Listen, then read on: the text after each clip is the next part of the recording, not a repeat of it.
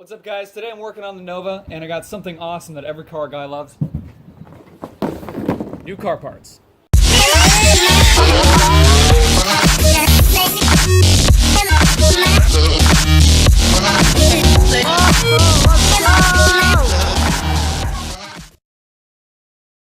Alright, just like I promised, I got a lot more content and a lot more parts for the Nova. This is the latest. This is my new front spoiler. It's fiberglass. It's from Unlimited Products, and this is going to add something new to the front end of the Nova here. One thing with old cars is that they have steel bumpers, so things like front lips, body kits, and all that, there's not really as many options as there are for things like, you know, my Fiesta or a Civic or, you know, a 240SX or something. But I don't really want to lower the car in the front so much more than it is already, because I like the ride height. It has a good stance and all that. I am going to get some new wheels and tires, fill up the wheel gap just a little bit. And I do want to add a bit more visual modification to the front here. Call it cosmetic, call it what you will. But that's what I got this here for. Now this is, like I said, it's fiberglass, and it's awesome construction. I heard some great reviews from Unlimited Products pieces. One thing I'm not entirely 100% sure is the way it mounts, I will be honest. If you could see, it does angle. With the sticker on here and also the label, it looks like it would angle kind of down, similar to how the bumper angles, if you see how it angles back like that. But all the pictures that I've seen people install, it tends to angle out. So I'm gonna see how well it fits. It's supposed to be a direct bolt-on. You just add some fasteners, drill through it and such. Direct bolt-on onto the bumper. So we're gonna get started fitting it up and see what it looks like. All right, so I just got it mocked up here with a little cardboard box just to give you an idea of where we're at. And it's cool. It's about a 4.5 inch spoiler there. And most people use these for drag racing. It's somewhat functional. It helps to clean up the airflow in the front of the car a little bit, reduce the lift. And it's supposed to bolt right under the bumper, like I said. I am going to kind of sit here and kind of test fit, see what we got. If you look under the car here, there are actually some tabs, if you can see. There are tabs for the bumper, under the bumper here. And I assume that's what you mount it to. I'm going to have to mess around a little bit, see how much space we got, see what we got to work with.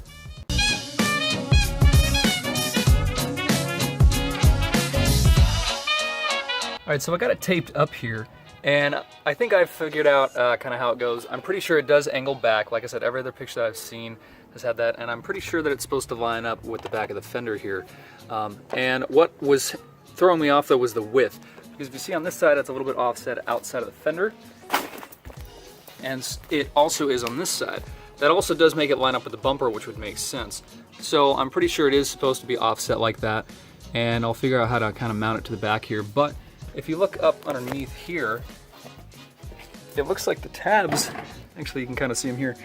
Some of the tabs are a little bit bent, so I'm gonna have to figure that out.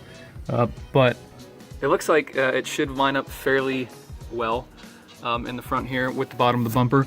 Might have to do some trimming. There's some of the support pieces that are kind of touching. So you see that, preventing it from kind of going all the way flush. Like I said, I'll see if I can flatten out these tabs.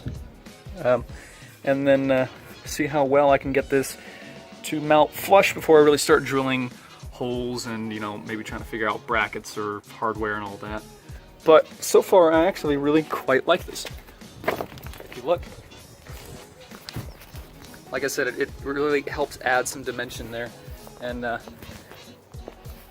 it gives the front end a bit more meat there.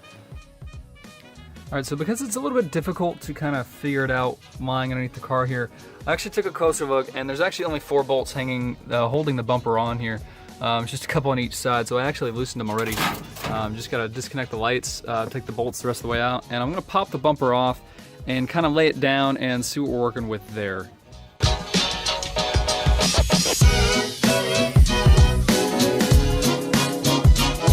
Now, you can kind of see, like I've talked about, this car has had some history. I'm not really sure what is going on here. Looks like, well, some rust, as well as maybe some damage as well. The other side looks perfectly fine, as far as I can tell. Things look maybe a little tweaked. You know, there's some kinks here and there, but it doesn't really matter. The end of the frame rail is fine, looks fine. Yeah, so I'm gonna flip this over and kind of get an idea of how we're gonna do this with the spoiler. All right, so I got the bumper set up and I got the spoiler next to it and all that, and kind of get an idea of just how straight or not this is. As you can see, the tabs do poke up, and I gotta figure out how that's supposed to work with the old spoiler here. So let's get to it.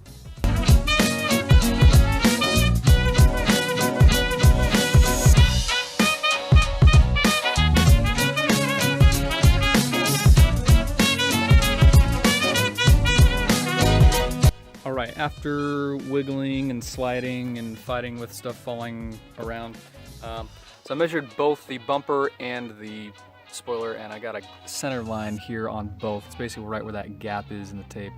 And using that, I'm kind of trying to figure out, now that I've got it centered this way, I want to get it as centered forward and back as I can. So you can see these tabs come back, and I've got some tape on some of them. I wish I had some clamps on hand, but fortunately I don't. And like I keep saying, my car is a little bit tweaked. As you can see, it's not flat all the way across here. There's a much bigger gap on this side than there is on this. The fiberglass itself is actually flatter than the bumper, and the fiberglass isn't even completely flat. If you've ever worked with fiberglass body parts, you know that they tend to be a little wavy and kind of curved. It's just the nature of the beast. But that being said, I think I might be able to make this work. So there's several parts where I can drill and have some drill through the fiberglass and just use the existing holes in the bumper, or the tabs in the bumper. I'll probably, if you can see where there's a couple bumps here, I'll probably flatten that middle one out just to get it to sit a little bit flatter there, and then figure out how to get it to close this gap here. This gap has been the most difficult part because, as you can see, it's more or less you know, flat-ish in the front, and once it has hardware it'll stay there, but there's this big gap, there's this big angle. Fiberglass can flex a bit, so I'm going to see if I can get it to mount flat up there using these little tabs in here. You can see right up in here. So I'm not really sure what it was intended for originally. Maybe part of the original valence. Some of these cars had splash shield sort of devices on them from the factory, and again, this one's tweaked, but I'm going to see if I can flatten it out. Maybe use some sort of a bracket or something once it's mounted onto the bumper, and use that to kind of hold those ends up flat against the fender and close that gap. Alright, so the painter's tape really wasn't working, so I resorted to what every drifter relies on, zip ties, and it's actually working decently well. Once I get up in there, I'm going to try zip tying the ends in place just to get a fitment, and then from there I can see if I can go borrow a drill and maybe start getting this permanently attached tonight.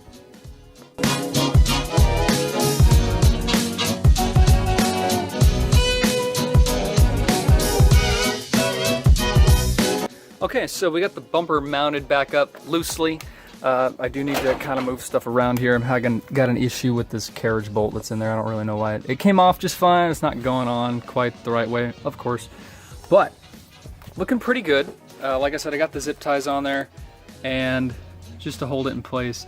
Now, it will depend though, once I get the bumper mounted all the way up where it's supposed to be. As you can see, there's a big gap here. That actually will close once I have the bumper moved up all the way here by quite a bit. You can see that's probably a good inch versus like almost no gap. And then I can really get an idea of how close these tabs will be. I'm pretty sure it won't take much. Probably just need a strip of steel or something, and just try to get it figured out here. But so far so good. And next step really is once I have to get basically final fitment centered and front and back and all that, and then I can actually drill holes, get some hardware, mount that front edge, and then start working on those brackets. So I got the car jacked up, and I'm pretty much going to use the same system that I've got going here with the tape. So I've got it centered in the front there, and then once I figure out how I'm going to get it mounted forward back, I'm going to use the same system on the sides here and get my little centerline marks there. And then once I'm confident that everything is in place, maybe have somebody help me hold it, I'll drill the holes, get some hardware, and we'll be set.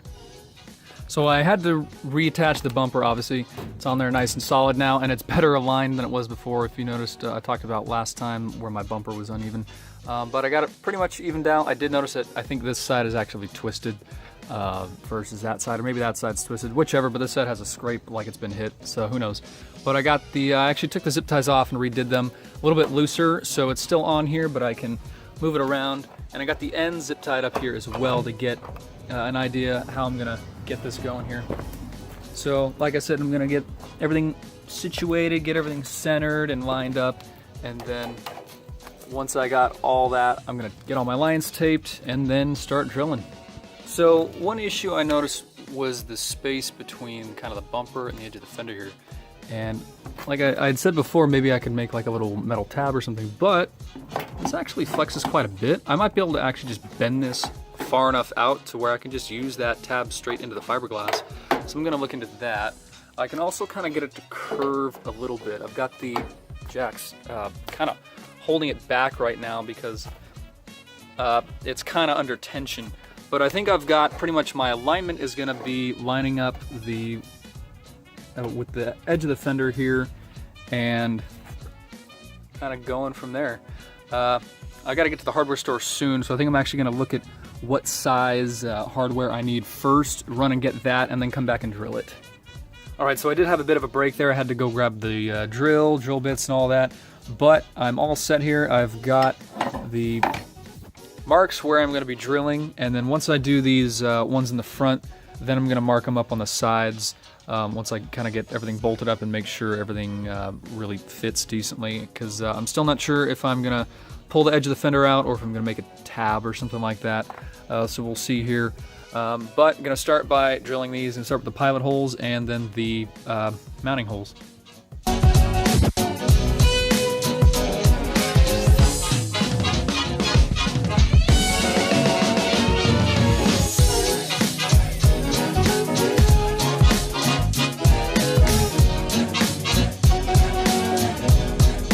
Okay, so I'd say that went pretty well. I guess we'll see just how well once I get it mounted up here. But you notice I used the washer as a template to make sure I had the spacing right away from the edge.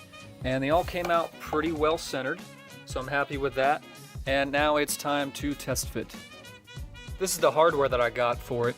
It's just a basic, just a hex bolt with a nylock nut and a washer. And I'm also gonna try this.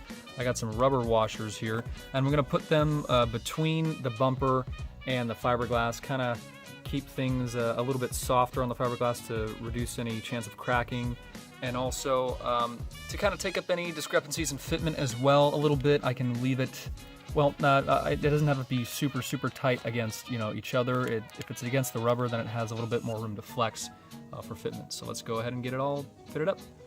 Get it!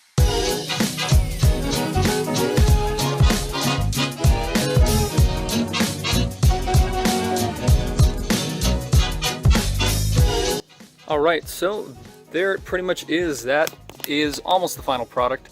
And as I was concerned, tightening these, it actually does pull the ends out just a little bit. But the major point is that it's even on both sides. It's about maybe a little bit less than an inch off from the edge of the fender. And then, like I said, it's the same on both sides. So I'm happy with that as long as it stays even. I'm gonna probably, I think I should be able to pull the tab out here. It's got enough meat, I think, to where I can get it to work. I'm gonna get started on that. Then I'll unbolt the bumper once, and then I'll drill the holes and then bolt it on for the final time. All right, that is it. Everything is fully bolted up, and it's looking great, honestly. The washers do poke through just a little bit, but I don't really care about that, honestly. It's okay. The rears, it kind of flared out in an interesting way here. I wasn't really anticipating quite this sort of angle, if you can see. It kind of puffs it out a little farther than I thought, which, again, I'm not really too cut up about it. It doesn't line up quite the way I was envisioning. Maybe later on I can kind of try to tweak that fender a little bit more, but it's even on both sides, and the whole thing looks pretty awesome. I'm really excited about this. Hopefully I can get some really good pictures tomorrow in the sunlight, but for now, I am beat and very tired, But I'm proud. I got this all done. I am going to pop it off probably tomorrow, the day after, and scuff it and paint it. Maybe I'll just paint it on here. I don't know. We'll see what I do. But for now, that's all I got for tonight. Thank you very much for watching. See you next time.